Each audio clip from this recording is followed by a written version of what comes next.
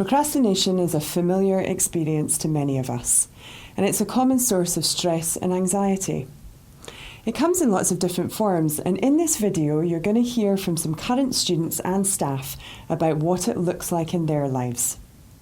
There's often a lot of similarity in how or why we procrastinate, so hopefully there's also great benefit in hearing about different ways to deal with it. Now, techniques and strategies don't always work, and you will hear some familiar reasons for this.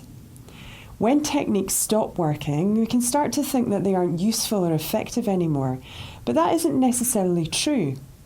Instead, understanding why they aren't working can give us important information about our well-being that requires a different solution to get us moving again.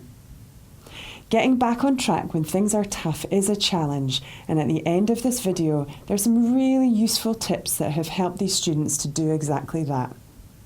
Hopefully, these tips might also help you to plan what you're going to do the next time you find yourself in a YouTube rabbit hole with an assignment just around the corner.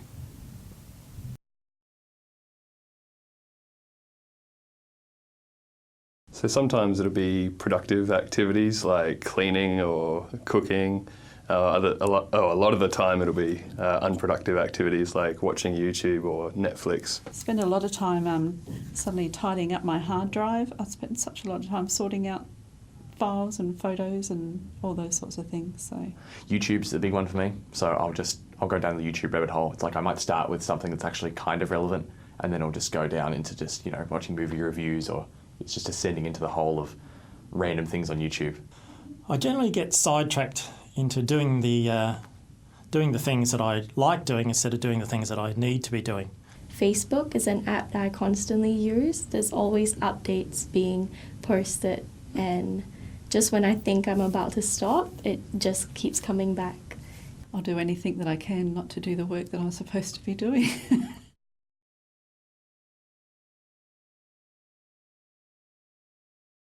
I try to manage procrastination by coming into uni to get some study done, because it motivates me when I see other people studying as well.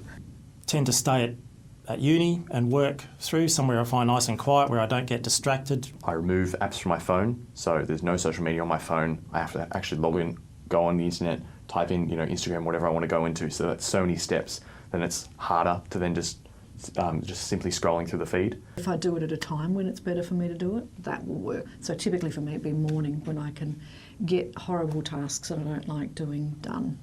You might have a massive essay due, but then you can say, well, today I'm just going to read a couple of papers.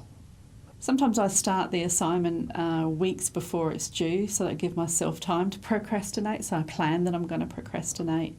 If it's an assignment I don't want to do, I might just find that doing a title page just means that you've got something down. Writing things down on paper as well, just doing a bit of a summary of what you have to do, I find helpful as well.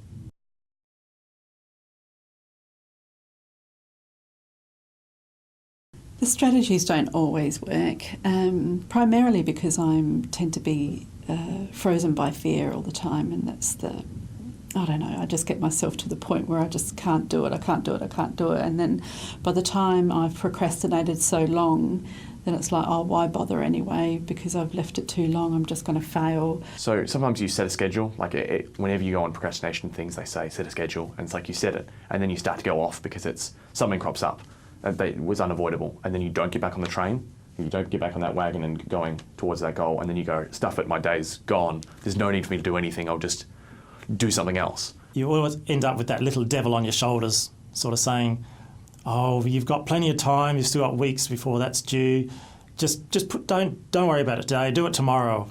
Weekend, you'll have it all done on the weekend.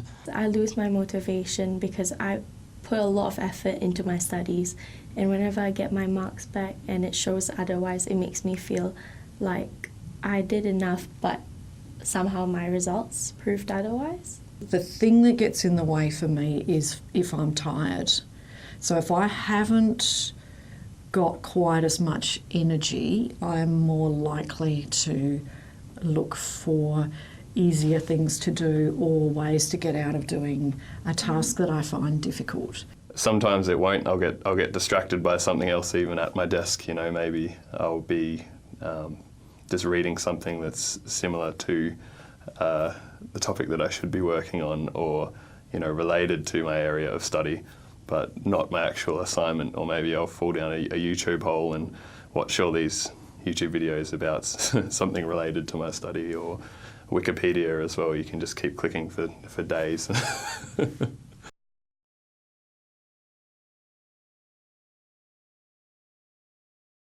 I like to go to the gym on most days, so I find just an hour a day at the gym just to clear my mind helps a lot, and then I can get back into studying after. If you have a rough idea of a plan, write it down, and then you can figure out strategies to go around that. Making lists, writing things down, getting them out of my head. Remind myself of what's motivating me to do things. Why am I doing things? What will that mean if I do or don't do it? Understanding that if you make the wrong decision, it's not the end of the world, can be something, a way of thinking that's very helpful. I trialled blocking internet at night, but then I actually needed to use the internet, and I was like, I have no internet now, so that didn't really work. I usually get back on track by telling myself that I started this for a reason, and that brings me back to getting motivated into my studies. Itemise what there is to do in an assignment, so into different tasks. There's different stages that you need to get done.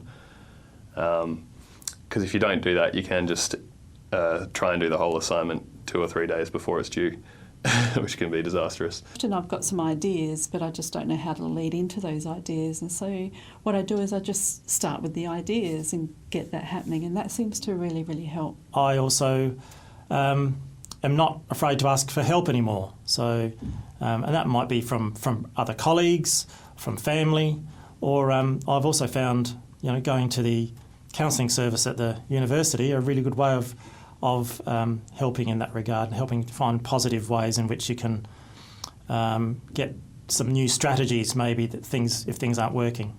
One bad mark doesn't mean you're gonna keep failing. It's just a little hurdle.